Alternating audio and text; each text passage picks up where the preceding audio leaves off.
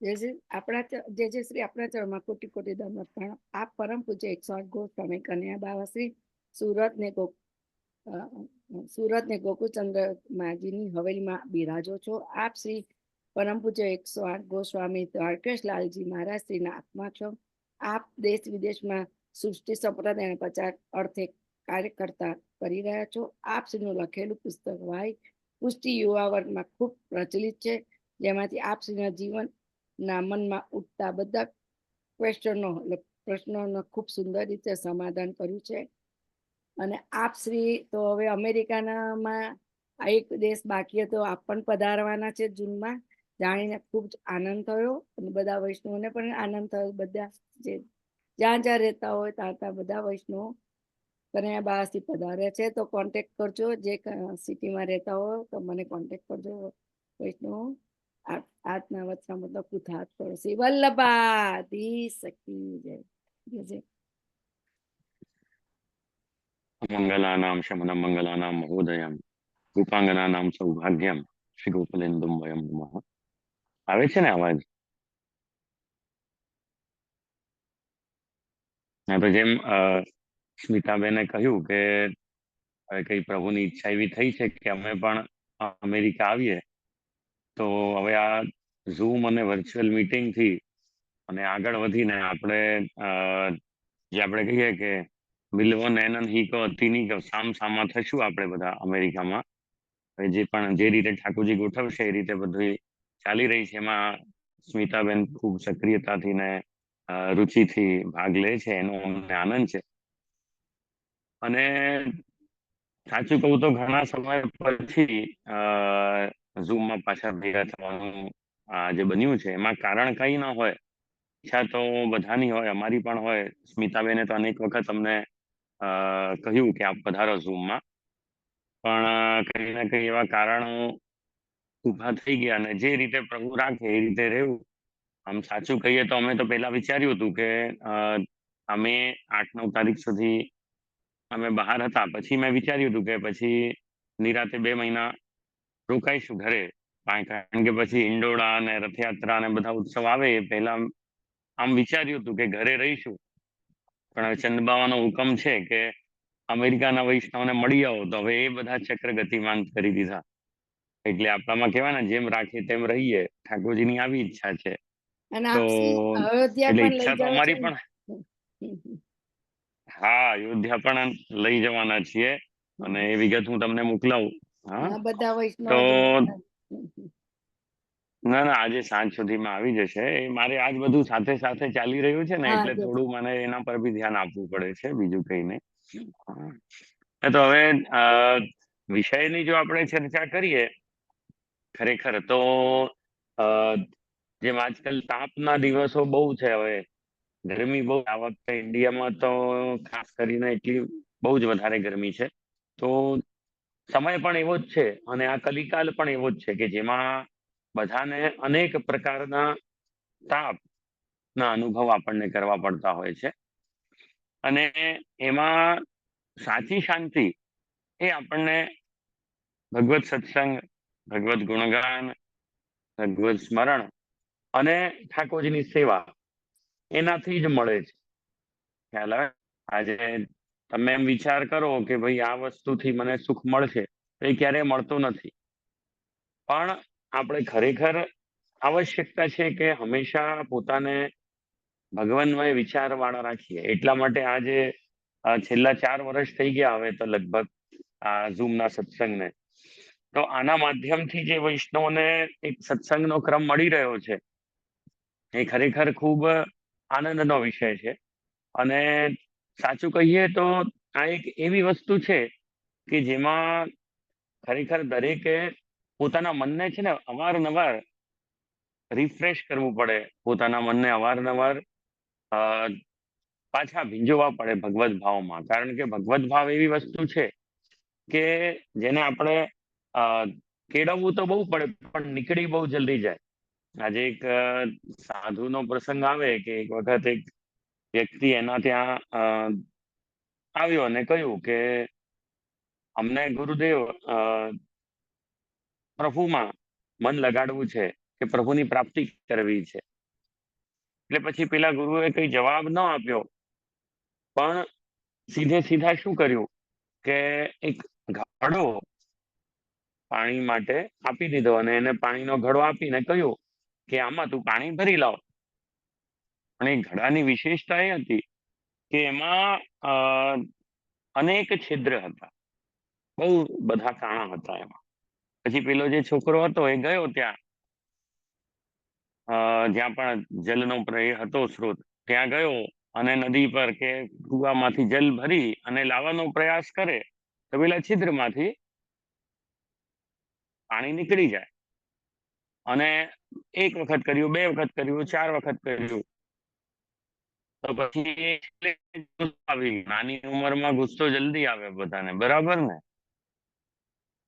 એટલે એને ગુસ્સો આવી ગયો તો એને શું કર્યું કે પેલો ઘડો પાણીમાં જ નાખી દીધો કે ભાઈ નકામો ઘડો છે, છિદ્ર વાળો છે. પાણીમાં નાખીને પાછો આવી ગયો અને ગુરુદેવને આવીને કહ્યું કે ગુરુ, તમે તો કહ્યું કે પાણી ભરી લાવ, પણ એમાં પાણી ભરાય ક્યાંથી? એમાં તો કાણા જ આટલા બધા છે. તો ત્યારે ગુરુદેવ તે શું કર્યું? તો કે હું તો એને પેલા કુવામાં જ નાખી આવ્યો કે નકામો જ છે તો એનું હું શું કરું? ત્યારે ગુરુએ તરત જવાબ આપ્યો કે જો જે તું મને પૂછવા આવ્યો હતો ને એનો આ જ જવાબ છે. તું એમ પૂછતો હતો કે પ્રભુ કઈ રીતે મળે, તો તું જો સંસારમાં પણ રહે, પેલા ઘડામાંથી પેલું એને પાણીની બહાર કાઢશે, જેમ પાણીની બહાર કાઢશે એમ પાણી એમાંથી નીકળવા લાગશે. ખ્યાલ આવે ને? અને તું કોઈ ઠેકાણે પહોંચે એ પહેલા તો બધું પાણી નીકળી ગયું હશે. અને જો એમાં પાણી ભરેલું રાખવું હોય એ ઘડામાં, તો એક જ ઉપાય છે કે એને જલમાં તરબોળ કરી દે, એને જલમાં ડુબાડી દે. એ જ રીતે ભગવદ ભાવ પણ એવો જ છે કે આપણે કેળવીએ એને, વધારીએ, કોશિશ કરીએ એને વધારવાની, પણ આપણા મનમાં છિદ્ર એટલા બધા છે ને, મન એટલી જગ્યા પર લાગેલું હોય કે જેમ તમે પેલું કરવા જાઓ, થોડા પણ પ્રભુથી દૂર થયા, થોડા પણ વિમુખ થયા અને તરત પેલા છિદ્રમાંથી તમારો ભાવ સરવા લાગે. કોઈ ના કોઈ એવા લોકો મળે કે જે તમને પ્રભુથી દૂર લઈ જવાનો પ્રયાસ કરે. એટલા માટે આપણામાં કહ્યું છે કે આપણે હંમેશા પ્રભુમાં જ તરબોળ રહેવું, હંમેશા એવા લોકોનો સંગ કરવો, હંમેશા સ્મરણમાં ઠાકોરજી રાખવા. નહીં તો ઘણા લોકો વિચાર કરે, એક વખત એક વૈષ્ણવ આવ્યા અમારી પાસે અને અષ્ટયામ સેવા વાળા હતા, મરજાદી હતા. તો પછી મેં કીધું કે તમને આમ વાત કરતા કરતા ચરણ સેવા કરતા હતા ત્યારે મેં પૂછ્યું કે કયા કયા પાઠ કરો છો?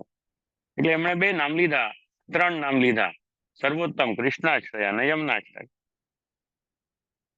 મેં કીધું સારી વાત છે, કરવા જ જોઈએ દરેક વૈષ્ણવને. બીજા કે બીજા તો સાચું કહું તો બહુ મને તો નામ બી યાદ નથી બીજા પાઠના.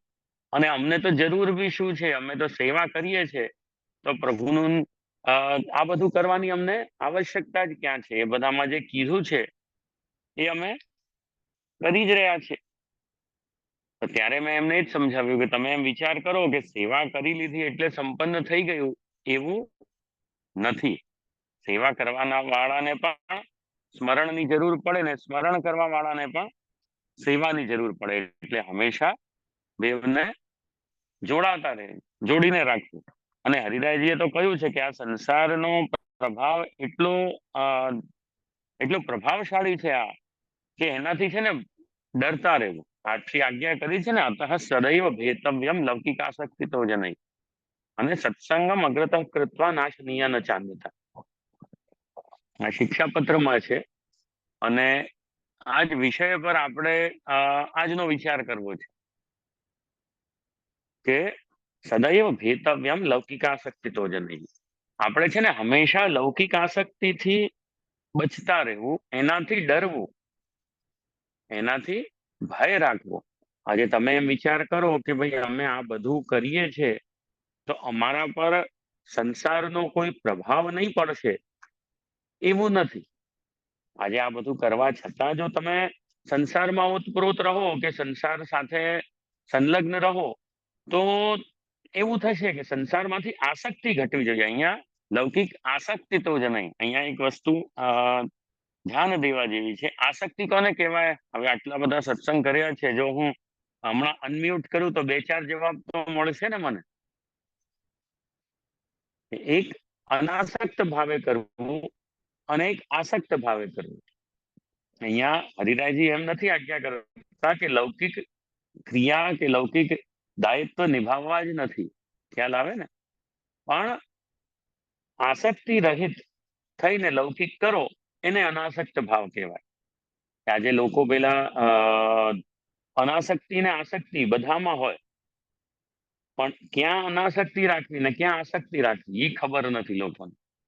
તકલીફ એ જ પડે કે આજે અનાસક્ત ભાવે શું કરે બધા ખબર છે? કે ભગવત સેવા કરે. અનાસક્ત ભાવે આસક્તિ હોય જ નહીં, આમ દર્શન જ નહીં કર્યા. હું કહીએ ને ઘણી વાર વૈષ્ણવના ત્યાં મનોરથમાં હું ગયો તો નેત્ર ઊંધા ધરી દીધા હતા. મેં કદાચ તમને કહ્યું બી હોય અહીંયા ઝૂમમાં.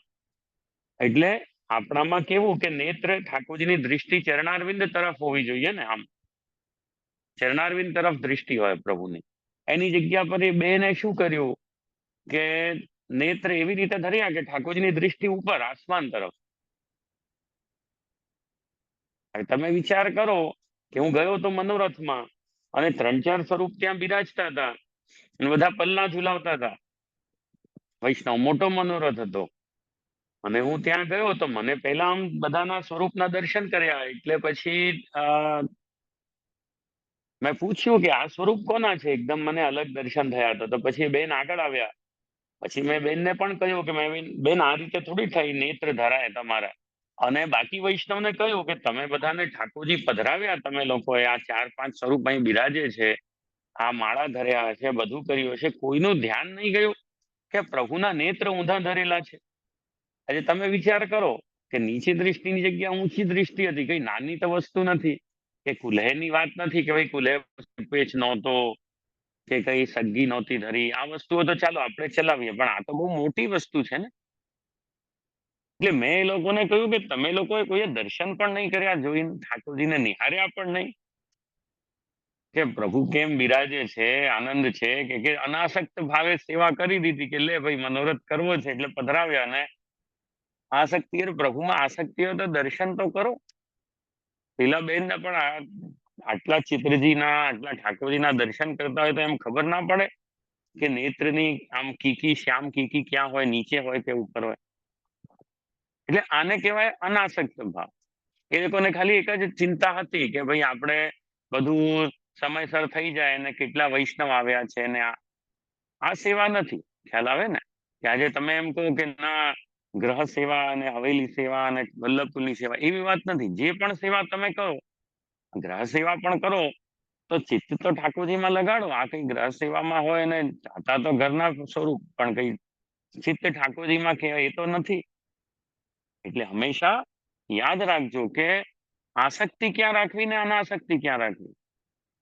આસક્તિ બધાની લૌકિકમાં બંધાય તો પ્રભુ આપણાથી દૂર જાય. ખ્યાલ આવે ને. આજે જેમ આપણે કહીએ ને કે લક્ષ્મીજીનો એક સહજ સ્વભાવ છે, લક્ષ્મીજીનો કે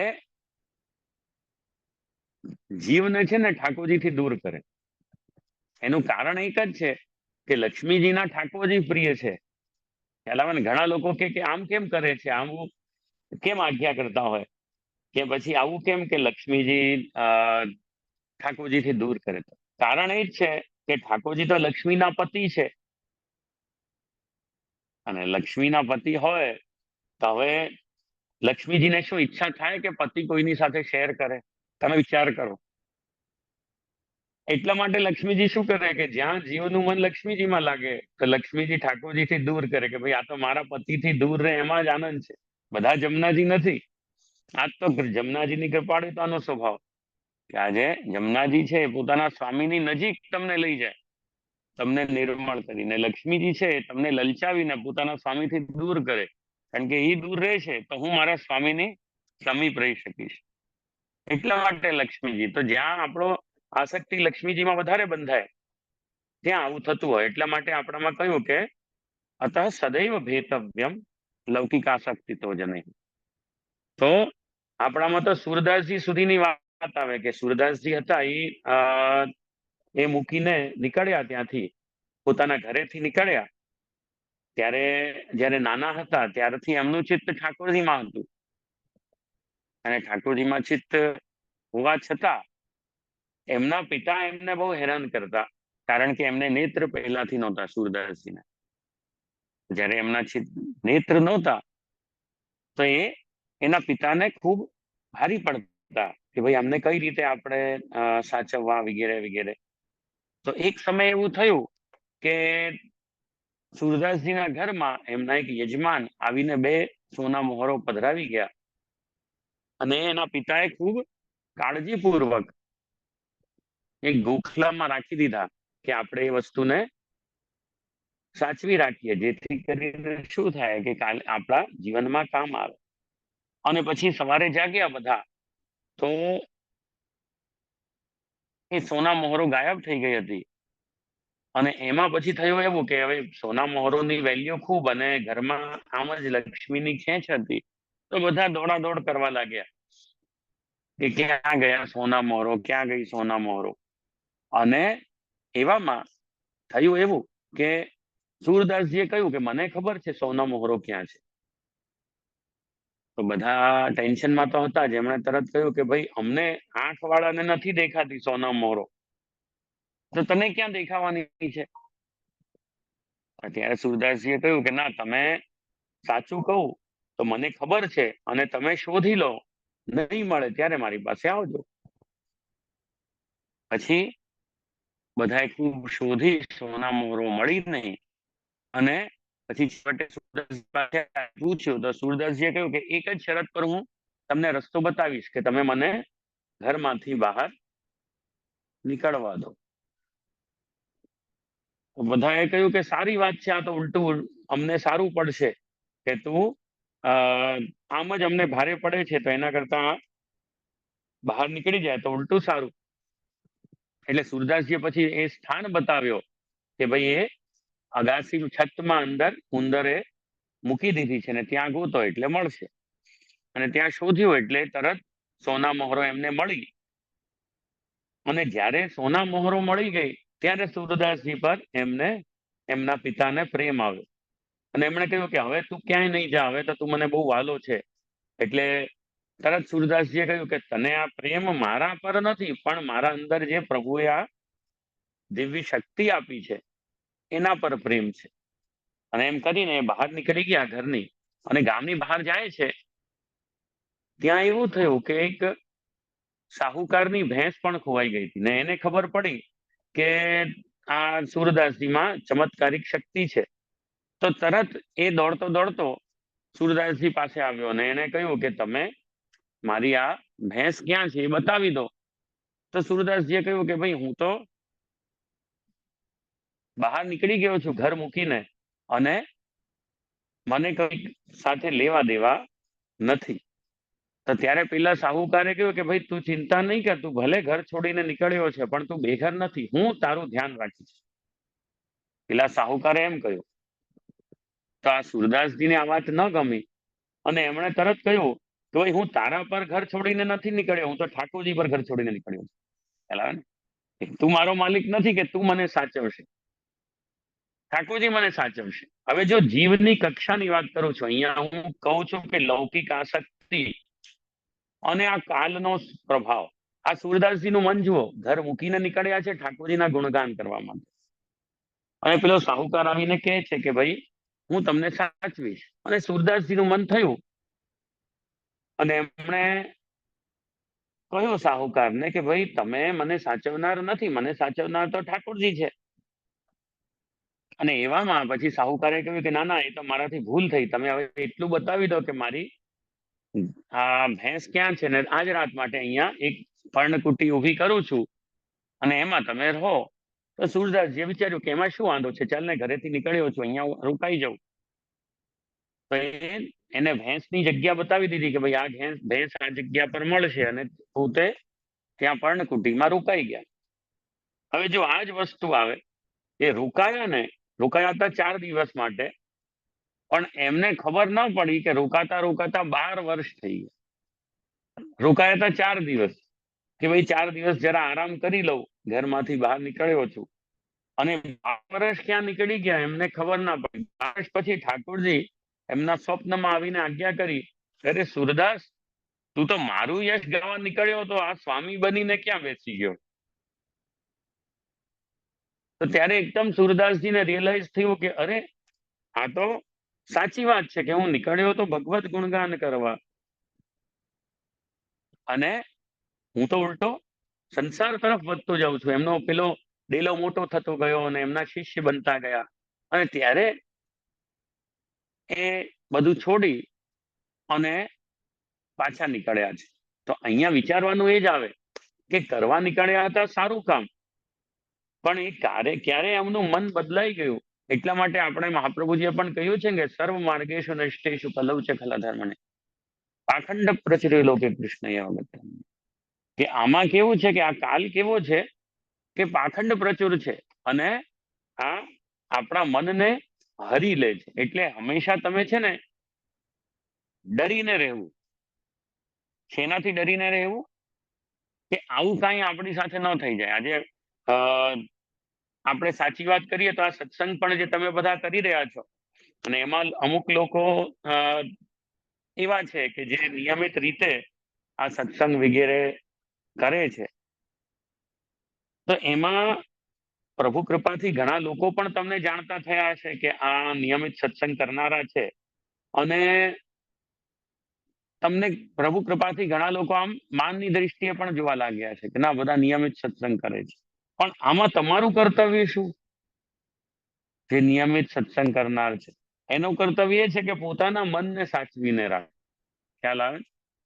હવે જો આ સામેવાળો જે કહે છે, પણ તમે જો એ વસ્તુને પોતે માની જાઓ કે ના, હું તો બહુ મોટો કે હું તો બહુ મોટી, ત્યારે શું થશે કે આ સુરદાસજી જે પેલા 4 દિવસ માટે પર્ણકુટીમાં રોકાવાના હતા અને ક્યાં 12 વર્ષ થઈ ગયા ખબર ના પડી, એ રીતે કાંઈ ક્યારેક એવું ન થાય કે આપણે સારું કરતા કરતા અને આ જ વસ્તુમાં પડી જઈએ. ખ્યાલ આવે ને? હંમેશા યાદ રાખજો કે ઠાકોરજી બધાનો ની પરીક્ષા કરે. ખ્યાલ આવે ને? આજે પ્રભુનો અધિકાર છે કે પરીક્ષા કરે, અને એ પરીક્ષામાં પાસ થવું એ આપણું દાયિત્વ. એ પરીક્ષામાં પાસ થવું એ આપણું દાયિત્વ છે. જેમ આજે શેઠ પુરુષોત્તમ દાસનો પ્રસંગ આવે કે શ્રીરંગમ ગયા એક વિરક્ત સાથે, ને 2 જણા હતા. એમાં ઠાકોરજી પધાર્યા વરદરાજ, અને ત્યાંથી એમને કહ્યું કે ભાઈ એક સાધુ બનીને પધાર્યા, અને સાધુ બનીને કહ્યું આ લોકો જેમ રાત્રે ભોજનની તૈયારી કરી રહ્યા હતા એટલામાં એ સાધુ બનીને ત્યાં પધાર્યા, અને તરત એમણે કહ્યું કે મને તો બહુ ભૂખ લાગી છે અને ભોજન બહુ હતું નહીં કે બધાને પૂરું પડે. તો પુરુષોત્તમ એટલે શેઠજી અને પેલા વિરક્તે સાધુને ભોજન આપી દીધું કે ભાઈ તું ભોજન કરી લે. તો એના પર એ તો બધું લઈ ગયો. સાધુ જે હતો એ તો પ્રભુ હતા એટલે બધું આરોગી ગયા. અને પછી કહ્યું કે હવે તમે લોકો માટે શું છે? તો કે અમારા માટે તો કઈ નહીં, અમે તો કાલે હવે ઉપર પર્વત પર પહોંચી જઈશું ને ત્યાં દર્શન કરીને પાછા નીકળી જઈશું. તો પેલા સાધુએ તરત કહ્યું કે આજે તમારી આ સેવાથી હું ખૂબ પ્રસન્ન છું, અને એટલા માટે હું તમને એક મણી આપું છું, પારસ મણી, કે જેનાથી તમારા અંદર તમારી પાસે જે પણ વસ્તુઓ છે, જે પણ લોઢું છે, એ બધું સોનું થઈ જશે ને તમે ખૂબ સુખથી જીવી શકશો. ત્યારે આ 2 જીવ હતા, એક વિરક્ત હતો અને એક સંસારી હતો. વિરક્ત તો જે હતા વૈષ્ણવ, એમણે તો તરત કહી દીધું ભાઈ હું તો વૈરાગી છું, મને ધનની શું જરૂર પડે, એટલે આ શેઠજીને તમે આપો, કે એમને ધનની જરૂર પડતી હોય. તો ત્યારે શેઠજીએ કહ્યું કે ભાઈ ધનની તો મારે પણ શું જરૂર છે, તો ઠાકોરજીનું આપેલું છે. અને જે એક વૈરાગીને જરૂર નથી, તો જેટલું વૈરાગી ભોજન કરે છે એટલું જ ભોજન હું કરું છું. તો ભરપેટ ભોજન માટે પ્રભુએ લક્ષ્મી આપી હોય તો તારા પારસમણીની શું જરૂર પડે ને એને મારે ક્યાં સાચવવી? એ કરતા તું જ રાખ. જો તું સાધુ થઈ અને આ પારસમણીનો ઉપયોગ નથી કરતો એટલે આ બેકારની વસ્તુ છે. તો આ બેકારની વસ્તુ તું તારી મને આપતો હોય ને હું લઈ લઉં, એવો બી હું લાલચી નથી, કે એવો બી હું પ્રભુમાં એ નથી. મારા પ્રભુ મારું કરશે. અને ત્યારે ઠાકોરજી પ્રગટ થયા અને એમણે કહ્યું કે ના, હું તો તમારી પરીક્ષા કરતો હતો. એટલા માટે હું એ જ કહીશ તમને બધાને કે આવી રીતે પ્રભુ ક્યારે પરીક્ષા કરે તો ખબર પડવી જોઈએ કે સાચો કોણ ને ખોટો કોણ. એટલે કે હંમેશા એ તૈયારી રાખજો. અને પરીક્ષા તો છે ને નાનાથી નાના કરે ને મોટાથી મોટા કરે. આજે કોઈ પણ એવી વસ્તુ નથી કે આજે હમણાં થોડા વર્ષો પહેલા જ અમારા મમ્મીજી અમને કહેતા હતા કે હવે તો આ વસ્તુઓ ન ચાલે, હવે તો બહુ અલગ થઈ ગયો છે સમાજ. પણ જ્યારે અમારા મમ્મીજી અમારા નાનીજીના સમયમાં, એટલે આજથી 60 વર્ષ પહેલા, એ કે છોકરા છોકરીને જોવા આવે ને, છોકરાવાળા, અમારા સાઉથમાં એવી પરંપરા હતી મમ્મીજીના ત્યાં, બધા એ સમાજમાં. તો શું કરતા ખબર છે? પહેલા છોકરીને નહીં જોતા કે ભાઈ રૂપવાન છે શું નહીં. અમુક ઘરવાળા શું કરતા કે એની પાસે છે ને ઘરની બુહારી કરાવતા. હવે લાગે તો આશ્ચર્ય જેવું, પણ એ કે છોકરીને બુહારી કરતા આવડે છે કે નહીં? તો કેમ? કારણ કે બુહારી કરવું એટલે ઘરનો કચરો સાફ કરવો. તો એ કે જો ડ્રોઈંગ રૂમમાંથી શરૂઆત કરીને બેડરૂમમાં લઈ જાય, એટલે ત્યારે તો બેડરૂમ નહોતા પણ અંદર રસોડા તરફ લઈ જાય, તો કે છોકરી ફેલ. કારણ કે કચરો જો ઘરમાં અંદર ભરાય તો ઘરમાં દૂષણ વધે. એટલે ઘરમાં પેલી બુહારી અંદરથી લઈને બહાર કરવાની હોય. આ પરીક્ષા કરતા. હવે હું તમને બધાને પૂછું, આવી પરીક્ષા હવેના સમયમાં ચાલે? પછી પેલી સાવરણીનો ક્યાં ઉપયોગ થાય આપણે વિચાર કરીએ તો? છોકરી કદાચ સાવરણી ઉપાડે ખરા, પણ એનો ઉપયોગ બીજે ક્યાં કરે કે? પણ પરીક્ષા એ રીતે અમે એક જગ્યાએ વાંચ્યું હતું, અકબર બિરબલનો પ્રસંગ. અકબર બિરબલનો પ્રસંગ હતો. એમાં બહુ સુંદર પ્રસંગ છે કે, અને આજનો પણ સમય જો સાચું કહીએ ને તો આવું આપણે જોવા જઈએ છે, ભારતમાં પણ આવી બધી પ્રોમિસીસ ને બધું બહુ થાય છે. એકવાર અકબરને છે ને દયા આવી કે ભાઈ બધાનું આપણે ધ્યાન રાખીએ તો અમુક લોકો એવા છે કે જે આળસુ છે. જે આળસુ લોકો હોય એ પોતાના પરિશ્રમ નહીં કરી શકતા હોય, એટલે આપણે એવું કરીએ કે જે આળસુ લોકો હોય ને એને આપણે ફ્રીમાં ભોજન આપીએ. બરાબર ને? એને ફ્રીમાં ભોજન આપીએ. ઘોષણા થઈ ગઈ કે ભાઈ અકબર બાદશાહે કહ્યું છે કે જેટલા પણ બધા આળસુઓ છે એ બધાને ફ્રીમાં ભોજન આપવામાં આવશે. એટલે હવે જો ફ્રીમાં ભોજન મળતું હોય તો લોકોની કમી થાય. એટલે બધા એક પછી એક પેલું એને એક મોટો મહેલ જેવું બનાવ્યું હતું. એમાં લોકો ભરાતા ગયા અને અકબરનો બજેટ હતો ને આખો ડામાડોલ થઈ ગયો. કારણ કે એને વિચાર્યું હશે કે ભાઈ આટલા લોકો આવશે, એનાથી 10 ગણા લોકો થઈ ગયા કે ભાઈ અમે બી આળસુ છીએ, અમે બી આળસુ છીએ. હવે આ કઈ ડિગ્રી જેવું તો છે નહીં કે તમે ડિગ્રી લઈને આવો કે આળસુ છો કે નહીં. ને બધા આખો દિવસ ત્યાં પડ્યા રહે, કોઈ કામ કરે નહીં અને ભોજન કર્યા કરે. થોડા દિવસમાં અકબર પરેશાન થઈ ગયો. એને કીધું ભાઈ આ તો વસ્તુ બધી ગડબડાતી જાય છે. તો એને તરત બિરબલને બોલાવ્યો અને બિરબલને કહ્યું કે અરે બિરબલ, હવે આમાં તો એક સમસ્યા આવી ગઈ છે કે મેં આ ઘોષણા તો કરી દીધી કે આળસુ બધા આવી અને મારી પાસે આવીને ફ્રીમાં ભોજન કરે, પણ આમાં તો સાચું આળસુ કોણ અને ખોટો આળસુ કોણ એ સમજાતું નથી. એટલે પછી અકબરે બિરબલને કહ્યું કે ભાઈ તમે જ કંઈક ઉપાય કરો આમાં. તો તરત બિરબલે કહ્યું કે જહાંપનાહ, તમે કહો તો જરાક એક કઠિન રસ્તો છે, કઠિન પરીક્ષા છે, પણ તમે કહો તો હું કરું. એટલે અકબર કે તું કર જલ્દી, નહીં તો મારે તો આ બધું બજેટ ડામાડોલ થાય છે. તો ત્યારે બિરબલે શું કર્યું કે બધા આળસુઓ પડ્યા હતા ને આરામ કરતા હતા. તો ત્યાં એને શું કર્યું કે 8-10 સાપ સર્પ એ પેલા હોલમાં છોડી દીધું. ખ્યાલ આવે ને? 8-10 સર્પ છોડી દીધા. એટલે જેટલા પણ બધા લોકો હતા, જેમ બધાને ખબર પડી કે ભાઈ આ તો કમરામાં સાપ છે, બધા ઊભા થઈને કૂદીને ત્યાંથી ભાગી ગયા. અને 50-60 લોકો હતા, એમાંથી ખાલી 4 રહી ગયા.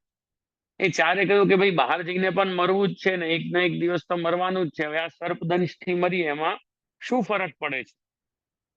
એ વિચાર કરીને 4એ ત્યાં જ રહ્યા. તો તરત બીરબલે આવીને અકબરને કહ્યું કે જ્યાં પણ આ સાચા આળસુ આ 4 છે, બાકીના જે 55 લોકો હતા એ બધા ખોટા. તો આ પણ પરીક્ષા, ખ્યાલ આવે ને? તો પ્રભુ તો જીવની હંમેશા પરીક્ષા કરવાના છે. અને એ પરીક્ષામાં આપણે જ ઠાકોરજી જોતા હોય કે આની આસક્તિ ક્યાં છે, આની આસક્તિ લૌકિક છે કે એની આસક્તિ મારામાં છે. એટલે હંમેશા તમે જેટલી પણ બધી ક્રિયા કરો ઠાકોરજી સંબંધી હોય, એ બધી જ ક્રિયામાં ભગવદ આસક્ત થઈને કરશો તો પ્રભુને આનંદ સુખ થશે. અને જો ભગવદ આસક્ત થઈને નહીં કરો, લૌકિક આસક્ત થઈને કરશો તો ઠાકોરજીને શ્રમ થશે. એટલા માટે અહીંયા શ્રી હરિરાયજી આજ્ઞા કરે છે કે સત્સંગમ અગ્રતઃ કૃત્વા નાશનીય ચાન્યતા. આપણે બધા સહજમાં લૌકિક આસક્ત છીએ, ખ્યાલ આવે ને? સહજમાં બધા લૌકિક આસક્ત છે. સત્સંગ કરશો, પોતાના જીવને તરબોળ રાખશો પ્રભુના ભાવમાં, તો જ તમારા અંદર સાચો ભાવ જાગૃત થશે. એટલા માટે આ સત્સંગની ને બધાની ખૂબ મોટો રણ છે સમાજ ઉપર કે આ સત્સંગ ને બધું ચાલે છે. અને સાચું કહું તો વાત જ એવી આવે કે આપણે કરતા કરતા અને પાટા પરથી ગાડી ઉતરતી જાય આપણે. એટલા માટે ક્યારે પણ આપણે કરીએ, જેમ આપણે હમણાં ઉષ્ણકાલના દિવસ ચાલે છે ને, ઉષ્ણકાલના, તો અમારા ઘરમાં તો અક્ષય તૃતીયાથી ક્રમ શરૂ થાય પંખાનો. બાકી બધા ઘરમાં પંખાનો ક્રમ ક્યારથી શરૂ થાય? લગભગ પંખા કરવાનો જે ક્રમ છે એ અક્ષય તૃતીયાથી શરૂ થાય. અને ચંદન ધરવાનો પ્રકાર પણ ગોકુલ ચંદ્રમાજી તો એટલા સુકુમાર ને કોમલ સ્વરૂપ છે કે ચંદન જ્યારે ધરવામાં આવે ને, તો ચંદન માત્ર રાજભોગના અનવસરમાં જે માલા વડા થાય ને ત્યાર સુધી જ ચંદન ધરી રાખે. એવું નહીં કે સંધ્યા આરતી સુધી ચંદન ધરી રાખે વક્ષસ્થળ પર. ઘણા ઘરમાં એવો પણ પ્રકાર છે કે ચંદન પછી બિરાજે અને એ ચંદનની ગોલી જે છે એ સંધ્યા આરતી સમયે વળી થાય. પણ ગોકુલ ચંદ્રમાજી એટલા સુકુમાર ને કોમળ સ્વરૂપ છે કે એમની ભાવના એવી છે કે ઠાકોરજીને પછી જ્યારે ચંદન સુખાઈ જાય ને ત્યારે તમે પણ અનુભવી કર્યું હશે કે કડક થઈ જાય, બરાબર ને? જ્યારે લિક્વિડ ફોર્મમાં હોય ત્યારે તો એ બહુ સુંદર લાગે ને ઠંડક આપે, પણ જ્યારે સુકાઈ જાય ને તો કડક થઈ જાય. તો ગોકુલ ચંદ્રમાજી તો એટલા સુકુમાર ભાવવાળા છે કે પેલું કડક થયેલું ચંદન હોય ને એ પણ આક્ષરીને શ્રમ કરાવે. એટલે ગોકુલ ચંદ્રમાજીના ઘરમાં એવી પરંપરા કે રાજભોગ સરે ત્યારે ચંદન ધરે, પછી ઉત્સવ ભોગ આવે, ઉત્સવ ભોગ પછી રાજભોગની આરતી થાય ત્યારે જ ચંદન વાળું કરીને કટોરીમાં પધરાવી દઈએ. કારણ કે આખી બપોર જો આક્ષરીને વક્ષસ્થળ પર બિરાજે એ પછી કડક થઈને કૂચવા લાગે. એટલે એટલા સુકુમાર ઠાકોરજી છે. અમારા ઘરમાં તો એવી પરંપરા છે કે માળાજી પણ એક શેરના એક સિંગલ કલીના જ થાય. જે અમુક ઘરમાં કે લાલન ગાદીના શૃંગાર વાળા હોય તો એમાં કેવા આમ ભારે વજનદાર માળા હોય, તો એવા માળા પણ નથી થતા. એ સિંગલ શેરના જ માળા હોય. ઉષ્ણકાલમાં કમલની માળા આવે, એને ઉપરનો કહેવાય. તમે વિચાર કરો, કમલના માળા હલકા હોય કે ભારે હોય? કમલ ભારે હોય એમાં માળા. તો ઠાકોરજીને છે ને આ દિવસોમાં શ્રીયંગ પર ક્યારે ગોકુલ ચંદ્રમાજી છે ને કમલના માળા ધારણ કરતા નથી. એ ગાદી પરથી પાછળથી માળા ધરવામાં આવે અને એને ઉપરણો કહેવાય. અમારા ઘરમાં એને ઉપરણો કહે કે જે ઉષ્ણકાલમાં ભર ઉષ્ણકાલમાં કમલની મંડળી સાથે ધરે. તો ઠાકોરજી તો આટલા કોમલ છે અને સુકુમાર છે કે જેમને તમે આટલું પણ થોડી પણ કઠોરતા આવે ને તો ઠાકોરજીને પરિશ્રમ થાય, ત્યાંથી વિજય થઈ જાય. આજે ગોપીજનો હતા તો એમણે શું કર્યું? થોડી કઠોરતા આવી એમના ભાવમાં કે ઠાકોરજી તો અમારા માટે રાસમાં પધાર્યા અને અમારી સાથે રાસ રમે છે. એટલે મતલબ એ કે પ્રભુને અમારા વગર ચાલતું નથી. આટલો વિચાર આવ્યો, એમાં જ પ્રભુ પરિશ્રમિત થઈ ગયા અને ત્યાંથી અંતર ધ્યાન થઈ ગયા. તો તમે એ લોકો વિચાર કરો કે આપણે પોતાનો ભાવ કેટલો સાચવીને રાખવો સેવામાં હોઈએ ત્યારે. તમે સેવામાં હશો અને કઠોર ભાવ આવી જશે તો બિલકુલ પ્રભુ અંગીકાર નહીં કરે, થોડું પણ ઠાકોરજીને એ રૂચશે નહીં. અને એ જ આપણું દાયિત્વ છે કે પ્રભુને જ્યારે પણ આપણે સેવા કરીએ ને તો ચિત્ત ઠાકોરજીમાં હોવું જોઈએ, ચિત્ત આપણામાં નહીં. કે આજે તમે લોકો પંખા કરો તો શું વિચાર કરો છો? પંખા કરો છો તો આપણને કીર્તનમાં એક બહુ સુંદર કીર્તન છે, કીર્તન તો મને આખું સ્મરણમાં નથી આવતું, પણ એનો ભાવ એ મને યાદ આવે છે કે એ ગોપી પેલી છે તો એ બહુ જ ઉષ્ણકાલના દિવસ છે, બહુ ગરમીના દિવસ છે, એમાં એ ગોપી ઠાકોરજીને પંખા કરે છે. એટલે એમાં આખું વર્ણન મળે કે જે ગરમી છે એના કારણે મારી કેવી હાલત છે, એટલે પરસેવો થાય છે અને કપડા બધા ઢીલા થઈ ગયા છે અને મારે ગજરો છે એ પણ આખો સરી ગયો છે, કારણ કે એના ફૂલ મુરઝાઈ ગયા છે. ગરમી એવી છે કે બધું મુરઝાઈ ગયું છે, ગરમી છે, મને હેરાનગતિ થાય છે, છતાં હું બહુ આનંદમાં છું. ખ્યાલ આવે ને? એમાં શું લખે? છતાં હું બહુ જ આનંદમાં છું. કારણ શું છે? કારણ એ જ છે કે હું મારા પ્રભુને પંખો કરું છું અને એનાથી એમને જે શીતલતા મળે છે, એમના હસતા મુખારવિંદના દર્શન કરી અને મારી આ જેટલી પણ બધી ગરમી છે ને આ બધા સરતા ફૂલ છે એ બધું ભૂલાઈ જાય છે અને મારા હૃદયમાં એકદમ ઠંડક પડે છે. ખ્યાલ આવે? આ ભક્તનું દાયિત્વ છે કે પંખા કરતા કરતા હું ક્યાં છું, મારી શું સ્થિતિ છે, એના પર ચિત્ત હોવું જ નહીં જોઈએ. પ્રભુને આનાથી શું થાય છે એ વસ્તુ આપણા હૃદયમાં હોવી જોઈએ. ભક્તનો આ દાયિત્વ છે. અને જો તમે લૌકિક આસક્ત હશો તો તમને હંમેશા એ જ થશે કે ભાઈ આમાં મારું શું. હંમેશા જ્યારે જે લૌકિક આસક્ત અને ભગવદ આસક્ત આ બે જ વસ્તુ છે, તો ભગવદ આસક્ત જીવ હશે એની સ્થિતિ આ ગોપીજન જેવી હશે કે પોતે કેટલા પણ પરિશ્રમમાં પણ ઠાકોરજી સુખમાં, તો અમે આનંદમાં છીએ. આજે પૂરણમલ ક્ષત્રિયનો પ્રસંગ આવે, એને આટલા વર્ષો વર્ષ પરિશ્રમ કરી અને શ્રીનાથજીનું પ્રથમ મંદિર સિદ્ધ કરાવ્યું અને અક્ષય તૃતીયાના દિવસે ઠાકોરજી એમાં પાઠ બિરાજ. અક્ષય તૃતીયાના દિવસે શ્રીનાથજી એમાં પાઠ બિરાજ્યા તો મહાપ્રભુજી બહુ પ્રસન્ન થયા પૂરણમલ ક્ષત્રિય પર અને પૂરણમલ ક્ષત્રિયને આજ્ઞા કરી કે હે પૂરણમલ, તમે આ રીતે ઠાકોરજી તમને નિમિત્ત બનાવી અને આ મંદિર સિદ્ધ કરાવ્યું છે, તો આજે તમારી ઈચ્છા હોય એ હું તમને આપીશ. આજે તમે જે કહેશો એ વસ્તુ હું તમારી માનવા તૈયાર છું. તમે માંગો કે તમને શું માંગવું છે. ત્યારે પૂરણમલ ક્ષત્રિય શું માંગ્યું? યાદ હશે ને તમારામાંથી કોઈને? શું માંગ્યું હતું પૂરણમલ ક્ષત્રિય?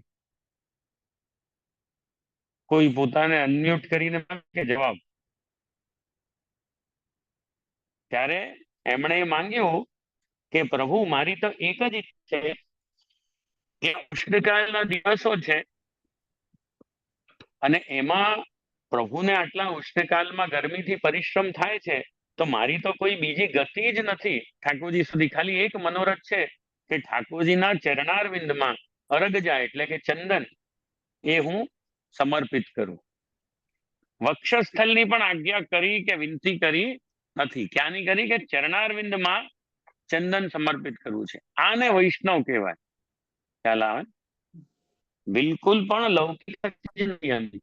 ભગવદ આસક્તિ જ છે અને એ પણ ક્યાં સુધી મારી ગતિ છે એ ખબર છે કે પ્રભુના ચરણારવિંદ સુધી જ મારી ગતિ છે, તો પ્રભુના ચરણારવિંદમાં જ મારાથી ચંદન સમર્પિત કરી શકાય. એટલે આટલું બધું મોટું વરદાન આજે આપણે હોઈએ કદાચ એની જગ્યાએ તો આખું કાઢી દઈએ લિસ્ટ, ભાઈ આ વસ્તુઓ મારી ઈચ્છા છે. નહીં તો આપણે આરતી માંગી લઈએ કે મારે એક દિવસ આરતી કરવી છે. આજકાલ ઘણાને શોખ થયો છે કે પોતે આરતી કરવી હોય વૈષ્ણવ હોય. મહાપ્રભુજી તો ત્યારે સામેથી કીધું હતું કે તું જે માંગશે એ સેવા આપીશ. કદાચ શ્રૃંગાર બી માંગ્યા હોત ને તો કદાચ મહાપ્રભુજી ના ન પાડે, કારણ કે પોતે બંધાયા હતા કે તું જે કે છે એ હું સેવા આપીશ. તો શ્રૃંગાર પણ માંગી શકે, જગાડવા પોઢાડવાની સેવા, આરતી કઈ બી માંગી શકે. પણ એ વૈષ્ણવનો વિચાર કે મારે સેવા કરવી છે તો સેવા એ જ છે કે જે પ્રભુને સુખ આપે, અને આ ઉષ્ણકાલમાં ચંદન સમર્પિત કરવા એનાથી ઉત્તમ સેવા કોઈ નથી. હવે તમે વિચાર કરો કે વૈષ્ણવનો ભાવ કેવો હોવો જોઈએ. અને આજે અમે ઘણી વખત કહેતા હોઈએ કે આજકાલ આ જ્યારથી આ ફોટોનો સમય આવ્યો છે ને, ફોટો ને મોબાઈલ ને કેમેરાનો, એ ત્યારથી થોડું રિસ્કી થઈ ગયું છે અમારી માટે. સારું લાગે, આનંદ આવે. અમે ઘણી વખત કહીએ કોઈના ત્યાં પધરામણીમાં જઈએ, તમે સામેથી કહીએ કે તમે અમારી સાથે ફોટો પડાવી લો, કે યાદગીરી થઈ જાય કે જે આધારે તમારા, એક અલગ વાત છે. પણ ઘણા લોકો કેવા હોય કે ફોટો પડાવવા માટે જ આવ્યા હોય. આજે અમે કહીએ ને કે એક વખત એવું થયું કે ગરમીના દિવસ હતા, એટલે વૈષ્ણવ પહેલા તો જયારે પંખા અને લાઈટ ને બધી નહોતી ત્યારે શું હતું, હાથના પંખા હતા. અને હાથના પંખા કોઈ નિકટનો વ્યક્તિ હોય એ જ હાથના પંખા કરે. હવે થાય કેવું કે હવે મરજાદીઓ ને બધા મોટા વૈષ્ણવ બધા હાથના પંખા કરતા. હવે અમે ચેન્જ કર્યું કે ભાઈ એવું નથી કે કઈ અનુભવી વૈષ્ણવ કરી શકે, આ તો સેવા કરી શકે. તો વૈષ્ણવને તમે કહેજો કે જેને કરવા હોય કરે. હવે પછી થાય છે કેવું ખબર છે તમને, કે વૈષ્ણવ આવે પણ દર 5મી સેકન્ડે વૈષ્ણવ બદલાઈ જાય. કેમ? કારણ કે આવે ખાલી આમ ફોટો પડાવવા માટે, 2000 બીજાને પંખો આપીને ચલે જાય કે ભાઈ તમને પંખા કરવા માટેના અહીંયા ઉભા કરવામાં આવ્યા છે, ફોટો પડાવવા માટે નહીં. વૈષ્ણવ કેવું કરે, ખાલી આમ ફોટો પડાવે અને આમ કદાચ પંખો હવા લાગી કે ન લાગી, એ ત્યાંથી ફોટો પડાવીને નીકળી જાય. હવે આને શું કહેશો, ભગવદ આસક્તિ, ગુરુમાં આસક્તિ કે લૌકિક આસક્તિ? બોલો, ખ્યાલ આવે ને? એટલે અહીંયા હરિરાયજી એ જ આજ્ઞા કરે છે કે અતઃ સદૈવ ભેતવ્યમ લૌકિક આસક્તિ તો જ નહીં. કે જો તમે લૌકિક આસક્ત હશો તો ભાઈ આ પછી પેલો ફોટો ફેરવશે આખા ટાઈમ કે ભાઈ અમે તો ગુરુની સેવા કરી, પણ સાચી સેવા કરી જ ક્યાં છે? તમે ખાલી ફોટો પડાવી દે, નીકળી ગયા ત્યાંથી. તો એ રીતે તમે જો સેવા કરશો તો એમાં કઈ ભગવત વાત જ નથી આવતી, એમાં ભગવત છે જ નહીં. એ રીતે તમે કોઈ પણ ક્રિયા કરશો તો એમાં ભગવદ સુખ નથી, પણ પ્રભુ શ્રમ થાય.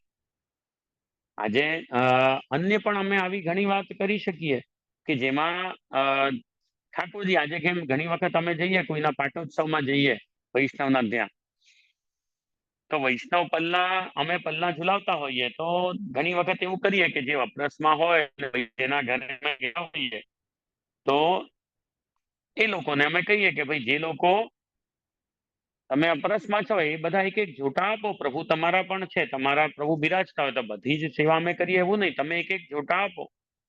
તો ઘણી જગ્યા પર હવે વચ્ચે અમે સ્ટાર્ટ કર્યું હતું, હવે બંધ કરવાની આરે છીએ અમે. ખબર છે કેમ? કારણ એ જ છે કે પછી પેલા અપરસ વાળાને આપીએ એક એક જોટા આપે, પછી ધીમે ધીમે એક બે જગ્યા પર એવું થયું કે પેન્ટ શર્ટ વાળા આવવા લાગ્યા ઠાકોરજીને ઝુલાવવા માટે. પેલા લોકો તો ઝુલાવતા જ હતા, પછી પેન્ટ શર્ટ વાળા આવવા લાગ્યા. મેં રોકાવ્યું, એને તમારા વેવાઈ છે. હવે તારે વેવાઈને સાચવવા છે કે પ્રભુને સાચવવા છે, એ તો નક્કી કર. બરાબર ને? પલ્લાનો મતલબ કર્યો છે કે ઠાકોરજીના સુખ માટે, અને તારે તું અપરસમાં છે અને તમને અમે આપીએ છીએ, અને તમે એમ વિચાર કરો કે ભાઈ પેન્ટ શર્ટ વાળા વેવાઈને નહીં આપીશું તો વેવાઈને ખરાબ લાગશે, એટલે તમે વિચાર કરો કે વેવાઈ મોટા કે ઠાકોરજી મોટા? એ ઠાકોરજી તો એડજસ્ટ કરશે, એ તો પ્રભુ તો ભક્ત વત્સલ છે, એટલે એ તો વગર અપરસ બી ચલાવી લેશે. પણ વેવાઈને ખોટું નહીં લાગે એટલે આપણે અપરસ છોવાવી દઈએ, એ યોગ્ય કે અયોગ્ય? એટલે અમે પણ એ જ વિચાર કરતા થયા છે કે હવે આ સિસ્ટમમાં જો વધારે થશે ને તો ચેન્જ કરી દઈશું, કે અમે ઝુલાવી લઈશું એના કરતા તો. પછી કેમ? કારણ કે લૌકિક વધતું જાય અને પ્રભુનું મહત્વ ઓછું થતું જાય. જે ગુસાઈજીએ પણ આજ્ઞા કરી કે ભાઈ લૌકિક વધેગો, સત્વ કમ હોएगो. તો એટલે એ વસ્તુ તમે ક્યારે બચી શકો એ વસ્તુથી કે જ્યારે સત્સંગ તમારા મનમાં હોય, તમારા મનમાં ખબર હોય કે મારી શું કક્ષા છે, મારે કઈ રીતે રહેવું અને મારે ભાવ મન કઈ જગ્યામાં રાખવું. ત્યાર સુધી આ વિચાર નહીં હોય ત્યાર સુધી ક્રિયા કરતા કરતા પણ આપણે ભગવત વિમુખ થઈ શકીએ. જરૂરી નથી કે ભગવત સેવામાં તમે હો તો પ્રભુની સન્મુખ જ છો. આજે આપણા ત્યાં તો પ્રસંગ આવે જ છે ને, ચેરીનો પ્રસંગ નથી આવતો કે શેઠજી ક્યાં છે? કે શેઠજી શૃંગાર કરતા હતા અને પેલી ચેરી એટલે કે સેવકનીએ કહ્યું કે શેઠજી ક્યાં ગયા છે? તો વૈષ્ણવ આવીને પૂછે તો સેવકનીએ શું કહ્યું કે શેઠજી તો મોચી પાસે ગયા છે. બરાબર ને?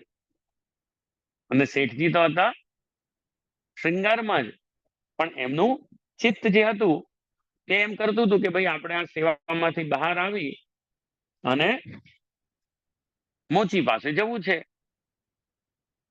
અને પેલી ચેરીને બહાર બેઠા બેઠા ખબર પડી ગઈ. કેમ? કારણ કે એનું મન ઠાકોરજીમાં હતું.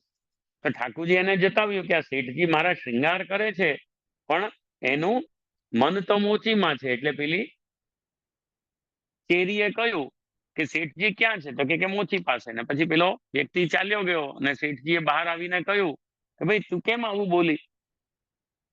કે હું મોચી પાસે ગયો છું, હું તો અંદર સેવામાં જ હતો ને તને તો ખબર હતી. તો કે આ શેઠજી વાત તમારી બરાબર, તમે હતા શારીરિક રીતે સેવામાં પણ મન ક્યાં હતું? એ મોચી પાસે હતું. એટલે મેં તો એ જ કહ્યું કે જ્યાં તમે હતા મનથી ત્યાં જ તમે છો, એ મેં વાત કરી. તો ત્યારે શેઠજીએ કાન પકડ્યા અને નક્કી કર્યું કે ભાઈ આજથી આપણે આ વસ્તુનું ધ્યાન રાખીએ. તો આને કહેવાય સત્સંગ. ખ્યાલ આવે ને? એ શેઠજીને સત્સંગ મળ્યો. અતઃ સદૈવ ભેતવ્યમ લૌકિકાસક્તિતો જનૈ અને સત્સંગમ અગ્રતઃ કૃત્વા નાશનીય ન જાન્યત. અહીંયા એ વસ્તુ આવે કે લૌકિકાસક્ત થયા શેઠજી અને મોચી પાસે મન ગયું તો એમને એ ચેરી જેવો સંગ મળ્યો, એ દાસી જેવો સંગ મળ્યો કે જેમણે એની આ ભૂલને સુધારી અને એમના મનને પાછા ઠાકોરજીમાં સ્થિર કર્યા. જો એની જગ્યાએ બીજું કોઈ હોત તો શેઠજીનું મન બહાર નીકળતું જાત અને એને કોઈ ટોકવા વાળું ન મળે તો એનું શું થાય કે જે પ્રભુની સન્મુખ રહે પણ ધીમે ધીમે એક દિવસ પેલી ચેરીએ ટોકી દીધું એટલે શેઠજી ધ્યાન કરીને બેસતા. ભાઈ પેલા બેને કીધું છે નહીં તો એ ચોરી પકડી લે છે કે ભાઈ આજે મોચી પાસે છે ને કાલે હલવાઈ પાસે છે ને પરમ દિવસે રાજા પાસે છે. એટલે જયારે શૃંગાર કરવા બેસતા તો ધ્યાનથી પેલી ચેરીને યાદ કરીને બેસતા કે આપણે ચિત્ત આમ તેમ ખસેડવું નથી. આને કહેવાય સત્સંગ. એટલે હરિરાયજી શું કહે છે કે સત્સંગમ અગ્રતઃ કૃત્વા નાશનીય ન ચાન્યતા. આવી વસ્તુઓ, આવા ભાવને આપણે જો પોતાનું એ કરવું છે તો તમે સત્સંગ કરશો, તમે વાંચન કરશો, સારા લોકોનો સંગ કરશો તો જ્યારે સમય આવે ત્યારે તમે તમારા મનને સ્થિર કરીને પ્રભુના ચરણારવિંદમાં લગાવીને રાખી શકશો. એટલા માટે સત્સંગ જરૂરી છે.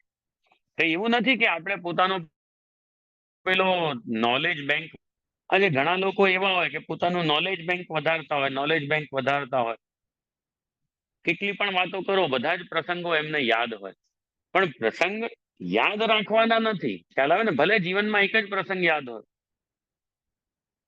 પણ એ પ્રસંગ એવો હોવો જોઈએ કે જે આપણે જીવનમાં જીવતા હોય. ખ્યાલ આવે ને?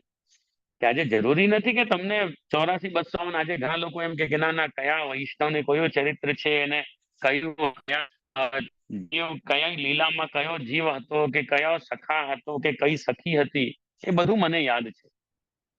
એ સખા સખી કઈ એક્ઝામ નથી આપી રહ્યા તમે કે પેલો સખા હતો ને આ હતું ને આ હતું.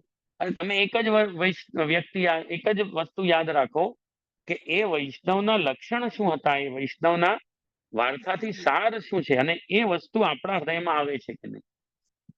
ખ્યાલ આવે ને? કે એ વાર્તાથી આજે કોઈ પણ નાનામાં નાની વાર્તા હોય એનાથી શું લેવા જેવું છે? આજે અમે ઘણી વખત સેવામાં બેઠા હોઈએ તો બધી ભલભલી વાતો થાય. એમાં છે ને આ એક બહુ મોટું દૂષણ સેવા માટે આ મોબાઈલ છે. ખ્યાલ આવે ને? આ મોબાઈલ એક બહુ મોટું દૂષણ થઈ જાય કે ક્યારેક આમ જનરલી અમારી ટેવ હોય કે અમે સાયલેન્ટ કરીને બેસીએ, પણ ક્યારેક ભૂલથી ચાલુ રહી હોય, સાયલેન્ટ કરવાનું ભૂલાઈ ગયું હોય, તો સેવામાં અમે નથી લઈ જતા, પણ પાછળ જે રસોઈ બાલભોગ ને એ તરફ જે અમારી ગલી છે પાછળ, ત્યાં મૂકેલો હોય મોબાઈલ. હવે જો ઘંટડી વાગી તો સહેજમાં શું થાય, શૃંગાર કરતા કરતા પેલો ચિત્ત જે છે એ ક્યાં જાય? સીધો અસત્સંગમાં પડી જાય કે આ કોનો ફોન આવ્યો હશે. અને જ્યારે આમ ચિત્ત જાય ને ત્યારે અમને કોને યાદ કરવા પડે? ગુસાઈજીને.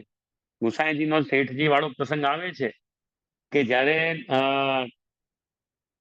એમનો સંતાન જે હતી એ પેલી થઈ, ભાઈ મ્લેચ્છ થયો, અને એમના પછી એમના ઘરવાળીએ સમસ્ત સંપત્તિ પ્રભુ સાથે ગુસાઈજીને અર્પિત કરી, અને નાવમાં એ બધો સંપત્તિ સાથે પ્રભુ પધારી રહ્યા હતા. અને ગોકુલમાં હલ્લો મચી ગયો કે લક્ષ્મી સાથે નારાયણ પધારી રહ્યા. જો પાછા મેં કીધું ને, લક્ષ્મી એવા છે સહજ સ્વભાવના કે આપણને નારાયણથી દૂર લઈ જાય, કારણ કે એમને ઠાકોરજીથી આટલી પ્રેમ છે એટલા માટે, બીજું કઈ નથી. પ્રભુમાં એટલા આસક્ત છે, એટલું પ્રેમ છે. આજે ઘણા વૈષ્ણવની પણ એવી જ ઈચ્છા હોય. અમારે પણ અહીંયા એક વૈષ્ણવ છે, એ બધી સેવા પોતે જ કરવાની ઈચ્છા રાખે. બીજા વૈષ્ણવ આવે તો એને છે ને બહારના કામમાં મોકલી દે, પોતે અમારી પાસે જ રહેવા માંગે. એમની એ જ ઈચ્છા કે હું જ બસ. એમની આસક્તિ છે બરાબર છે, પછી અમને ક્યારેક એમને કહેવું કે પડે કે ભાઈ તમે બીજાને પણ આવવા દો, તમે જ એકલા નજીક રહેશો તો બીજાનો વારો ક્યારે આવશે?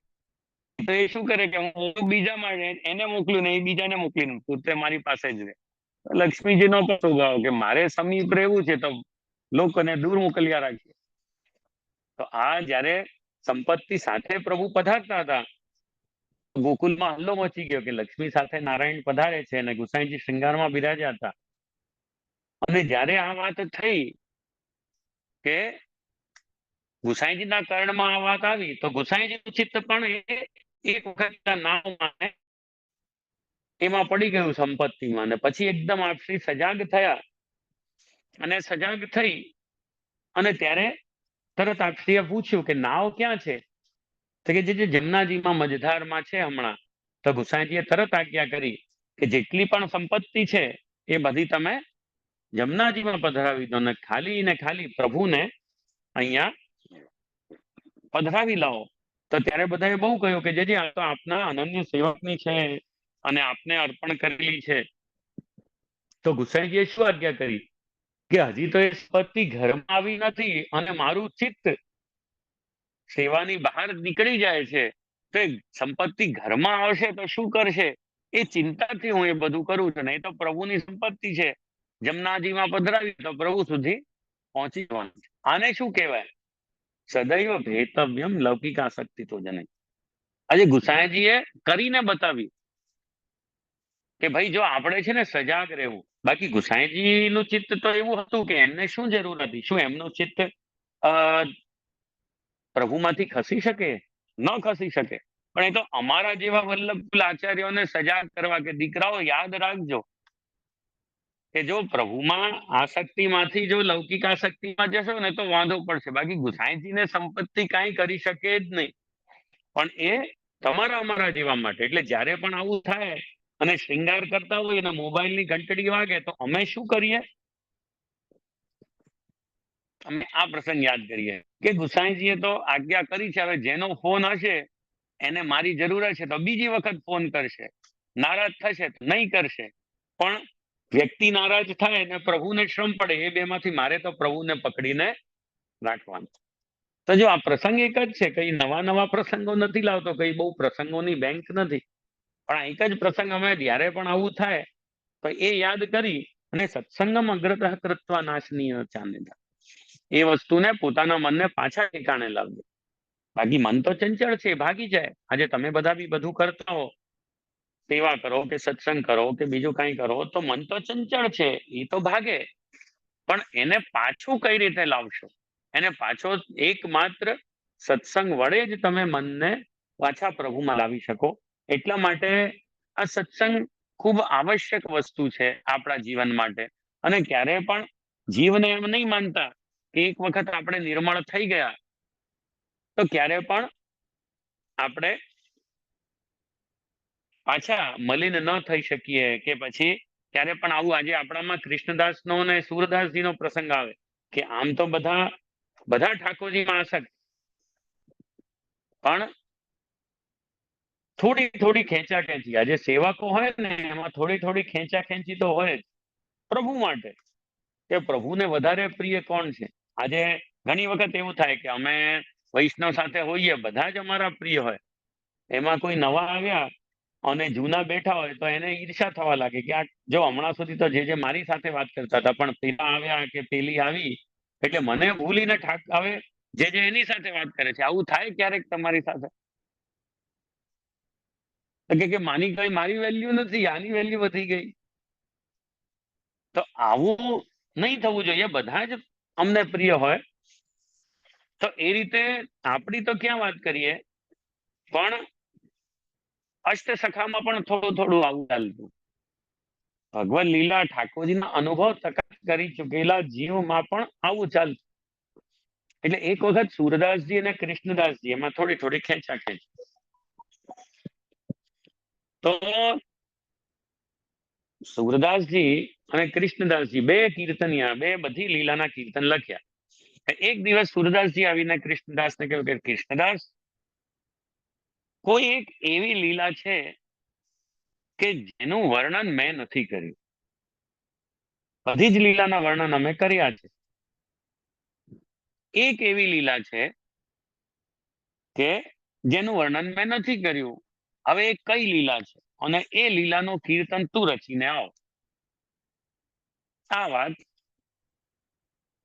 સુરદાસજીએ કૃષ્ણદાસને કહી. એટલે કૃષ્ણદાસજી મૂંઝાયા કે એવી તો વળી કઈ લીલા છે કે સુરદાસજીએ નહીં ગાઈ હોય. કોઈ એવી લીલા જ નથી. આ સમય થઈ ગયો, બધું જ એમણે ખંગોળી લીધું, પણ એમને એવી કોઈ લીલા જ ન મળી કે જે સુરદાસજીએ નથી ગાઈ. પછી છેવટે એમણે શું કર્યું કે પ્રભુ હવે તો આપનો જ આશરો છે શ્રીનાથજી. ઠાકોરજી તો બધાના જ પ્રિય હતા. તો ઠાકોરજીને વિનંતી કરી કૃષ્ણદાસે કે જો હું વર્ણન ન કરી શક્યો તો પેલો સુરદાસ જીતી જશે.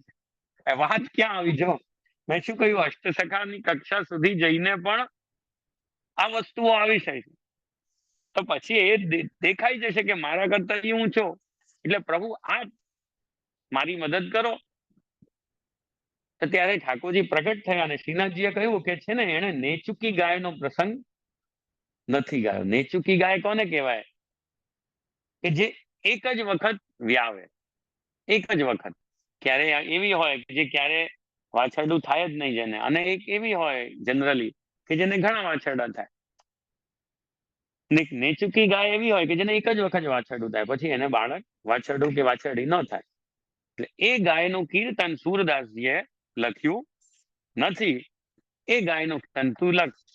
કૃષ્ણદાસજીને કહ્યું અને કૃષ્ણદાસજી પછી પેલો કીર્તન લખ્યો. એના અનુભવ કરી અને કીર્તન લખીને જઈને સુરદાસજીને બતાવ્યું કે ભાઈ આ કીર્તન મેં લખ્યું છે. તો સુરદાસજી શું કે ભાઈ મારે તો મારો ઝઘડો કે મારી વાત તો તારી સાથે હતી, તારા માલિક સાથે હતી થોડી. આ તો તારા માલિક લખાવે તો જ લખાય, નહીં તો તને અનુભવ થાય જ નહીં કે મેં કઈ લીલા નથી લખી. તે કેમ લાગવગ લગાડીને શ્રીનાથજી સાથે વિનંતી કરીને એ કર્યું. અત્યારે કૃષ્ણદાસજી પણ માન્યા કે હા ભાઈ મેં નથી લખ્યું, પણ ઠાકોરજીએ મને અનુભવ કરાવ્યો. અને ત્યારે પછી પ્રભુ પ્રગટ થયા અને પ્રભુએ કહ્યું કે ખરેખર તમે બે જ ચૂકી ગયા હતા અને આ કીર્તન મને લખાવો હતો એટલે આવો ભાવ સુરદાસજીના મનમાં પ્રગટ થયો અને આ મેં લીલા પ્રકટ કરાવી છે. તો આ ઠાકોરજીની લીલા છે કે જો આપણા અંદર એવા સૂક્ષ્મ સૂક્ષ્મ અવગુણો છે, એવા આપણા અંદર દુર્ગુણો છે કે જે ક્યારે પાછા થઈ અને આપણા ભાવનું ખંડન કરી નાખે ને ખબર નથી પડતી. એટલા માટે આપણે કેટલું પણ કાળજીપૂર્વક રહીએ છતાં જો અષ્ટસખાને આવી રીતે થઈ જતું હોય, પરસ્પર ઈર્ષા મત્સર ને બધું આવી જાય ને, ઈર્ષા એટલે મત્સર, એ બધું આવી જતું હોય તો પછી આપણામાં આવી જાય આ બધા દોષ કે આ બધા દુર્ગુણ, એમાં કઈ આશ્ચર્યની વાત નથી. પણ જ્યારે આ દુર્ગુણ આવે ત્યારે જો તમે સત્સંગી જીવ હશો, ત્યારે કઈ સારા વૈષ્ણવના સંગ હશે, સારા પ્રસંગો તમને યાદ હશે અને સ્ફુરિત થશે, તો તમારો ભાવ બચી જશે. તો તમારો ભાવ નહીં બચે, તમારા ભાવનું ખંડન થઈ જશે અને પ્રભુ તમારાથી દૂર થઈ જશે. એટલે વાલા વૈષ્ણવ, બીજું આજે હું તમને કઈ નથી કહેવા માંગતો, આ જ કહેવા માંગુ છું કે આપણે કેટલા પણ સારા આચરણ કરીએ, કેટલી પણ સેવા કરીએ, કેટલું પણ વાંચન કરીએ, પણ હંમેશા લૌકિક આસક્તિથી ડરીને રહેવું. કારણ કે જો લૌકિકમાં પણ આસક્ત રહીશું, આપણે કહીએ ને કે પેલા તેનાલીરામની જેમ બે વાટકા મેળવીને ખાવાની કોશિશ કરીશું કે લૌકિક પણ રહે અને અલૌકિક પણ રહે, તો પછી એમાં ક્યારે પ્રભુ હાથથી નીકળી જાય ખ્યાલ નહીં આવશે. એટલે જો તમને ભગવદ આસક્ત થઈને રહેશો, લૌકિક બધા કાર્યો કરો, બધી જિમ્મેદારી નિભાવો. આજે તમને તમારા ઘરવાળાના ભોજનનો ટાઈમ થયો હોય ને તમે રસોડામાં કઈ શાકભાજી સુધારો છો તો વાંધો નથી, પણ એ શાકભાજી સુધારતા સુધારતા તમારું મન એમાં રહેવું જોઈએ કે સત્સંગ શું ચાલે છે. અને સેવા કરતા કરતા શાકભાજી કઈ લેવા જવી છે એમાં ચિત્ત હશે, તો તમે ઠાકોરજીની સેવા કરતા કરતા ઠાકોરજીથી દૂર છો. અને શાકભાજી સુધારતા સુધારતા સત્સંગ વાંચન પ્રવચનમાં ચિત્ત છે, તો તમે લૌકિક દાયિત્વ નિભાવતા નિભાવતા પણ ભગવદ આસક્ત થઈ શકો. એટલે એક જ શ્લોક ઉપર આજે આપણે ચિંતન કર્યું છે, અથવા સદૈવ ભેતવ્યમ લૌકિક આસક્તિત્વ જ નહીં. આખા શિક્ષાપત્ર તો ખૂબ મોટું છે અને એમાં એક કણિકા છે કે જે આપણે રોજ કદાચ એક શ્લોક લઈએ ને, એટલા માટે પહેલા એવું હતું કે રોજ એક શ્લોક વાંચતા બધા. હવે ઘણા લોકો એમ વિચાર કરે કે એક એક શ્લોક કરીશું તો ક્યાં પૂરું થશે. એ પૂરા કરવા માટે નથી, એ ચિંતન કરવા માટે છે કે આજે આ એક શ્લોકનું તમે લોકો જો આખા સમય કાલ સુધી ચિંતન કરશો તો તમને ખબર પડશે કે આપણે ક્યાં ચૂક કરીએ છીએ, કે આપણે સેવા કરતા સત્સંગ કરતા બધી ક્રિયાઓ અલૌકિક કરતા કરતા પણ ક્યાં ચૂક કરીએ છીએ. એ જો તમને ખબર પડશે કે અહીંયા કરતા કરતા કઈ હું લૌકિક આસક્ત તો નથી, અહીંયા મારું મન બહાર કેમ નીકળ્યું, શું થયું. ઘણીવાર મેં માળા કરતા કરતા એવું થાય અમારી સાથે, અમે માળા કરવા બેસીએ ને, જેમ હમણાં જ એમણે કહ્યું કે અયોધ્યાની યાત્રામાં જવું છે, આ છે તે છે, બરાબર ને. તો ઘણી વાર એવું થાય, અમે તો કન્ફેશન કરીએ, અમને કઈ વાંધો નથી, બધા ઘરના જ છો, તો કે આમ વિચાર કર્યો ચાલો આપણે માળા શરૂઆત કરી, અને માળા શરૂઆત કરતા કરતા અમે કામવન ગયા. એટલે કામવન વ્રજનું સ્થળ છે કે ચાલો મનમાં વિચાર કર્યો કે આપણે પ્રભુના ચરણારવિંદનું ધ્યાન કરીશું, ગોકુલચંદ્રમાજીનું. કામવન ગયા અને કામવન જતા જતા પછી અમને યાદ આવે કે ઓહો અમારા વૈષ્ણવ બધા નવેમ્બરમાં વ્રજમાંથી ને અયોધ્યા આવવાના છે. એટલે થયું, થોડું બહાર આવ્યું, કામવનથી વ્રજમાં આવી ગયું, વ્રજમાંથી મન અયોધ્યા પહોંચી ગયું. પછી અયોધ્યા યાદ આવે કે અરે હા, આપણે તો હજી શેડ્યુલ આવવાનું બાકી છે. માળા ચાલે છે એની જગ્યાએ, અષ્ટાક્ષર તો એનું રટણ ચાલે છે. અને પછી યાદ આવે કે ચાલો મારે અમદાવાદ કે આમ કે તેમ ફોન કરવો છે, કે એટલે બધી વ્યવસ્થાઓ જળવાઈ જાય. હવે માળા તો ચાલે છે, અમે ગયા તો બધા ચંદ્રમાજીને સ્મરણ કરવા. ચંદ્રમાજી અયોધ્યા પર આવ્યો, અયોધ્યાથી ગુજરાત આવી ગયું અને પછી વ્યવસ્થામાં પડી ગયું. અને એકદમ 108 મણકાની માળા પૂરી થઈ જાય ત્યારે ખબર પડે કે અરે આપણે તો નીકળ્યા તો ચંદ્રમાજી તરફ ને પહોંચી ગયા આપણે તો ગુજરાત. તો અમારી સાથે થતું હોય, તમારી સાથે બી આવું થતું હશે. એટલે પછી અમે ખાલી અમારામાં એટલો ફરક છે કે જો આવું થઈ જાય તો અમે મનને બાંધીએ અને કહીએ કે ના, આજની આ માળા ડિસ્ક્વોલિફાય. કેમ, પેલું રમત રમે દોડે તો એમાં દોડતા દોડતા પેલું એક હોય કે તમે ખોટું કર્યું, જેમ ગોલ કરે ફૂટબોલમાં, પણ પેલો રેફરી ના પાડી દે કે ના, ડિસ્ક્વોલિફાઈડ, આ ચીટિંગ થી થયું છે. એ રીતે દોડમાં પણ એવું થાય કે પ્લેયર ડિસ્ક્વોલિફાય થઈ જાય. તમે કહીએ કે ના, આ માળા ડિસ્ક્વોલિફાઈડ, હવે અમારે બીજી માળા કરીશું. ત્યારે અમે બીજી માળા કરી લઈએ. એમાં થોડું મનને એકાગ્ર રાખ્યા કે હવે આપણે એને બગાડવું નથી વ્યવસ્થામાં, પ્રભુના ચરણારવિંદમાં જ રાખવું છે. તો એ લાગીને પછી પ્રભુનું જેટલું સ્મરણ થાય એટલું. તો આ એવી વસ્તુ છે કે આપણે કરવા જઈએ કઈ ને પહોંચી જઈએ કઈ. અને જ્યારે ત્યાં પહોંચી જઈએ તો મનને પાછા ખેંચીને લાવવું એ આપણું દાયિત્વ છે. એટલે વાલા વૈષ્ણવ આજે બીજું કઈ નથી કહેતો, આ જ કહું છું કે હંમેશા આ લૌકિકાસક્તિ તરફ આપણું મન ન વધે એ માટે સત્સંગ કરજો. પ્રભુ આપણા હૃદયમાં સ્થિર ભાવે બિરાજે એ માટે સત્સંગ કરજો. અને આપણું મન એવું નિર્મળ બને કે ઠાકોરજીને આપણા મનમાં બિરાજવાની ઈચ્છા થાય એ માટે સત્સંગ કરજો. તો આપણું આ સત્સંગ, સેવા, સ્મરણ એ બધું યથાર્થ છે, એ બધું સાચું છે. તો બસ આપણે આજે આ એક શ્લોકના ઉપર ચિંતન કર્યું, એના ઉપર વિચાર કર્યો કે અતઃ સદૈવ ભેતવ્યમ લૌકિકાસક્તિતો જનૈ સત્સંગમ અગ્રતઃ કૃત્વા નાશનીયં ન ચાન્યથા. તો આજે મારો વિચાર છે. કાલે પણ હજી એક દિવસ છે, તો કાલે પણ આપણે કઈ ને કઈ નવી વસ્તુ પર ચર્ચા કરીશું. આજ માટે આપણે ક્રમ આટલો જ રાખીએ. આટલું કહીને અહીં વિરામ લઉં છું. શુભમ. શ્રી વલ્લભાધીશ કી જય. જય શ્રી. ખૂબ સુંદર રીતે સમજાયું એક એક કરીને, અને હૃદયમાં સ્પર્શી ગયું. બહુ સુંદર બધા. અને હું વૈષ્ણવને ખોલું જય શ્રી. આપ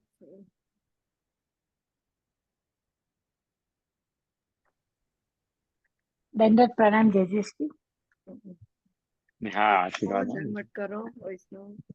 દંડવત પ્રણામ જય શ્રી. દંડવત પ્રણામ. દંડવત પ્રણામ જય શ્રી. જય જય આશીર્વાદ. વલ્લભા. દંડવત પ્રણામ જય જય. દંડવત પ્રણામ. જય જય દંડવત પ્રણામ જય જય. વલ્લભા. જય જય વલ્લભા.